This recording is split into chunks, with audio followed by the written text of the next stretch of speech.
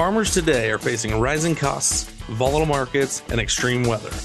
The A Better Way to Farm podcast digs into strategies to help you take control of farm inputs and maximize profit so your farm can thrive for generations. Remember to take advantage of our free resources at abetterwaytofarm.com. Now, from America's Heartland, here's your host. Welcome, everybody, to the A Better Way to Farm. We're glad that you've joined us today. My name is Andrew. I'll be hosting us today. We have a great interview lined up with an incredible farmer, a young, dynamic individual that has really taken the bull by the horns in a lot of different ways. And so we're excited to learn from him and some of the things that he has going on his farming operation. And I just can't wait to get into it today. So my dear friend, Mr. Carter, is with us. Carter, how are you today? Good. How about you, Andrew? I'm having a good day, and it is a very hot day. It seems like no matter where you're at in the country today, you are cooking. But it's a good day. We took a little afternoon break to do this interview, and so we're excited for that. So, Carter, give us an idea. Where are you from? What crops do you do? How'd you end up a farmer? Yeah, so we are from western Wisconsin here, right along the Mississippi River in the driftless region, so we get to farm the hills. We grow corn and soybeans, me and my dad, about 2,500 acres, and I've farmed my whole life since I could walk. That's kind of how it went. Excellent. I love that. I love farming with my dad. Always very interesting. We always agree on everything. Oh, always. Always. No, I say that kiddingly, jokingly, of course, but it is a lot of fun. So tell us a little bit about how long have you been working with us? What were you doing before? And what made you reach out to us? Yeah, so this is my second year right now. Last year, I kind of just dove in a little bit, was kind of disappointed with my soybeans and wanted to see how far we could push them and kind of knocked my socks off. And now we dove in head first, full system on the whole farm this year. And we are just beyond excited to see what it does for us now. As far as what we were doing before, it was just a dry blend, same program like 90% of everybody else does. And kind of felt like we just hit a plateau and needed to get to that next level. And we went this route, and it definitely has pushed us beyond what I would have ever thought would have happened. Okay. So let's dig into this a little bit. If you don't mind, explain to our listeners, because we have listeners all over the country. You know, just the handful of folks I've interviewed have been Mississippi, Illinois, Minnesota, Wisconsin. So we've got listeners all over the place. Give us an idea of what your soil is like, and then an idea of kind of what your conditions are like, farming conditions. What are some things that you face that maybe other people don't face, just to help us understand what you're doing? Yeah, we're farming. It's a lot of clay, a little bit of sand. Our CECs are anywhere from 9 to about 17 to 18. The biggest challenge I have that a lot of people don't is we farm slopes up to 30 degrees. So that makes it very challenging for any sort of wide drop or side dress application in season like that. So that kind of limits us. We got to get a little bit creative with our application methods. But yeah, the hills are a challenge. Okay, I'll dig into that in a minute. And so I want to dig into, so you said you were doing dry fertilizer before. Were you soil testing to make that blend, or what were you doing there? Yeah, we were kind of soil testing like every 2 years and just going off a generic nutrient removal and kind of a blow and go. That was it. Not as fine tuned as it is right now, where we are soil testing literally every field and doing them all differently, however the test calls. So it sounds like what you're doing is you're taking, like you said, a soil test for every field.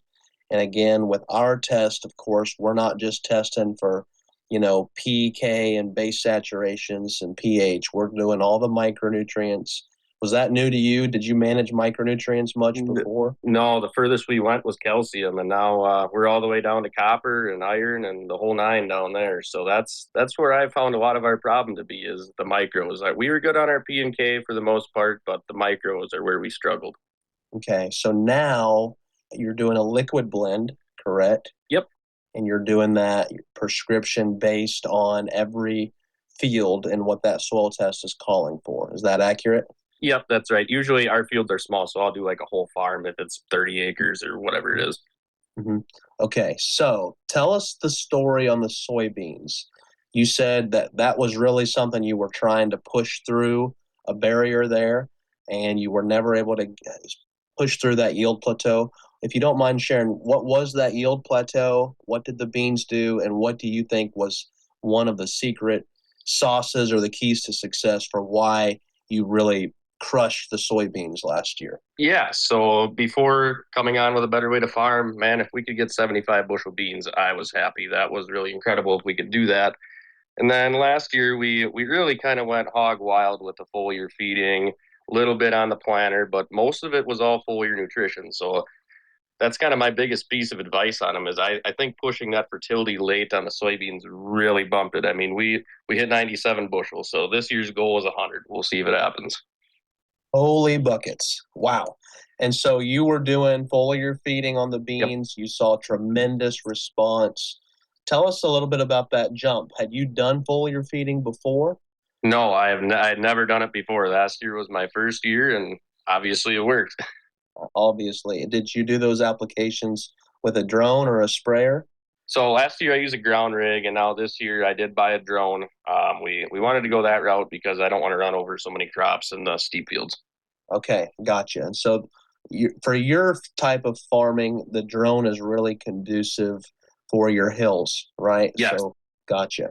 And so now managing all of this, are you doing some tissue testing to help figure out the right blend? How are you determining what you put on? Yeah, I'm pulling tissue tests every, I would say, 18 to 20 days throughout the summer and trying to build a trend line to see what our nutrients do throughout the season. And we're gonna kind of pile that up across a couple of years, and it'll be really cool to see. But yes, we do build our foliar feed plan, if you will, off of the tissue tests. Excellent. Okay. And so we mentioned micronutrients. You were fairly new at managing those. Just give us an idea of what are some common micronutrients you see deficient for your soybeans? I would say boron and manganese are really big ones on the soybeans. I have yet to see a tissue test of mine that has came back sufficient in boron unless I foliar fed it like a week before that. But those are probably the two big ones for me. And a lot of the guys I work with, it's really the same thing too. Yeah, you got it. So pivoting to this system, here's the big question that I know a lot of our listeners are thinking. It's like, okay, Carter, you're doing all this new fancy stuff. You bought a drone. Clearly you're bought in. But what about the economics behind all this? I mean, it's hard to argue with another 30 bushels of beans, okay? Right. But from a cost perspective, is it comparable? Is it a little less? Is it a little more? And obviously it's different every field, but just give us kind of an idea to say, make sure this doesn't break the bank, if you will. Right. And I would say across the board, we'll use corn for an example here. We're probably spending another $15 an acre than we were before, but we were not targeting any of the micronutrients. We are hitting all of them. We know what we need. I'm comfortable spending that money if I know I need it. Absolutely. So you're viewing that as an additional investment, but it's something that you drastically needed. It's not like you're going out there being a moron, just putting more NP and K on. That's right. So you mentioned like wide dropping and side dressing is challenging. I'm just curious for growers that do farm hills, and I work with growers even down in Alabama, that have the same issue, really small fields, a lot of point rows, hilly ground. They just tell me, wide dropping is not ideal there. So what are you doing for your nitrogen program in your corn? Well, number one, a good stabilizer is your best friend. So we're going up front and we're putting down, I believe it's 22 or 24 gallons of a 26003. So we have a little bit of sulfur in there to stabilize. And I'm coming back with my planting pass, which is probably going to be a week and a half to 2 weeks after we side dress. I call it side dress. It's literally a side dress bar, but we use it up front. And then we're putting down about 18 gallons with that, along with the stabilizer again. Okay. That's awesome. it. That's it. So most of your nitrogen is on before the corn comes out of the ground. Is that right? That's correct. Yeah, we do use a little bit of foliar nitrogen around tassel time with a fungicide pass, but we're not really going to count that as much of a credit. Okay, got it. So we covered a lot already, and you're really rocking and rolling. And like I said, you are just going full throttle into this, and you're seeing tremendous results. One thing I'm curious on is obviously this was kind of a 180, right? And how you were farming before. Talk to us about the learning curve, because I know for a lot of people, that's the stereotypical deal is, wow, I'd love to do all that. I just don't think we could do it. That guy could do it. I don't know if we could do it. I don't know if I could make all that work. What was it like learning how to do all this?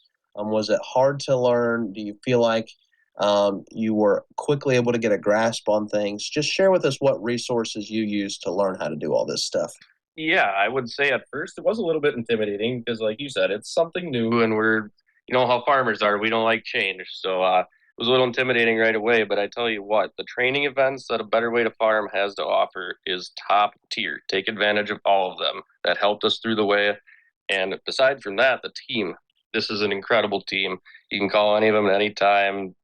There's no worries. Absolutely. Good stuff there. Thank you for that.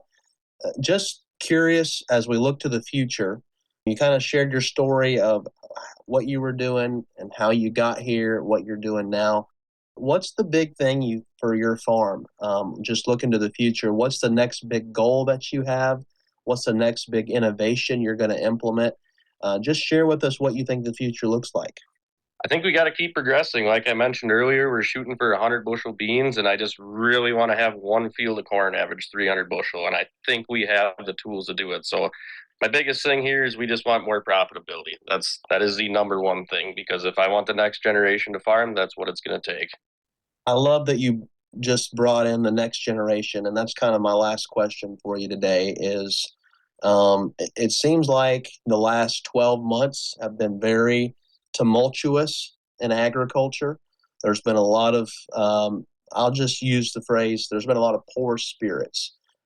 Just generally, maybe not agronomy or anything else, just whatever you've got on your heart. What would you say to the farmer out there that's wondering if he should keep farming, that's wondering if he can pass on a good legacy to the next generation? What's your advice to the farmer that feels like he's just a little bit down and out and doesn't have a lot of hope?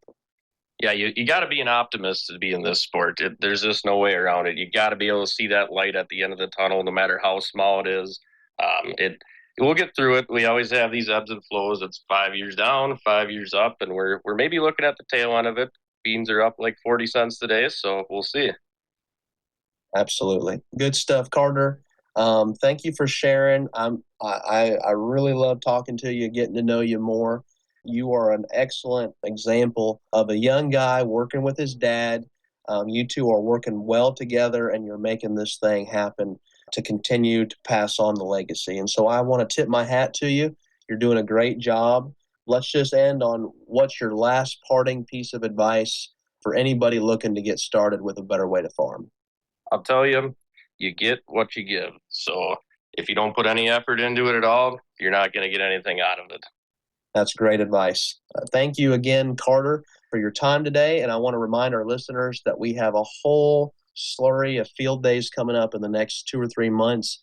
Reach out to someone here at A Better Way to Farm. And we look forward to seeing you soon. And we hope that you're going to have a great year. Thanks, everyone.